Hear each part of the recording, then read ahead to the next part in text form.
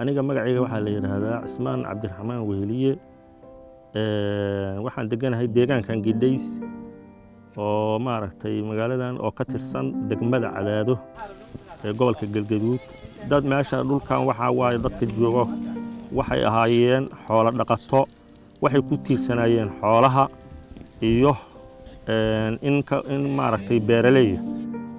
markii roob la waayay beer horta warkeed iska badaayo beeruhu roobkay ku soo dhalan jireen oo webi iyo biyo kale lagu waraabiyo kuma soo dhalan jirin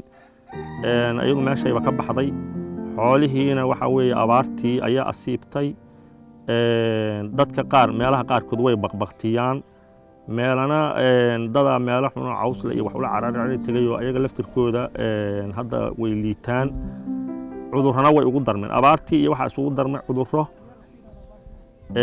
dadku marka xoolahay ku tiirsanayeen xoolahay gada jireen xoolahay qala jireen caanay ka maali jireen intuba meeshay ka baxeen beecna male caanana male qalashana male naftoodii hadda uun maaragtay waxna ka nool yihiin waxna baqtiyeen deegaanada marka guud ahaan degmadan iyo gobolkan iyo inta aan ognahay abaartu way sintay waa isla mid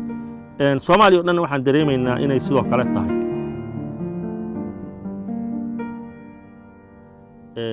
dadku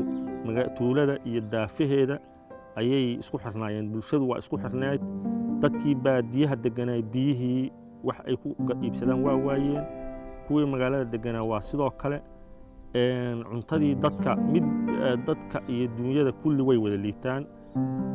marka xaaladdu niil waaye haddaan hadda ilaahay awooddiis aan roob la helin inay xaaladdu kasii xumaataa laga baqa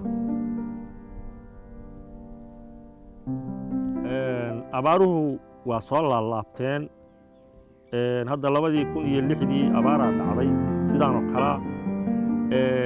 waxay marka ku kala duwnaayeen oo tan hadda ugu xun tahay dadku deegaankan abaaru noqdo 2006 laakiin waxaa jiray deegaano kaleeto oo xoogaa abaarta ka roon oo dadku wixii xoolaha dhaqaalaysan jiray ay u carareen xoolahooda u carareen hadda tan meel loo carara ma leh afarta koona abaartiyaa ka jirta meel loo carara ma leh marka qof walbaaba meeshii uu maaragtay awal deganaay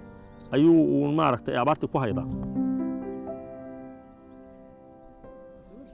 dad iyo dunyaba way dhibaataysan yihiin marka ciddii wax awoodda ama hay'ad ha noqoto ama dawlad ha noqoto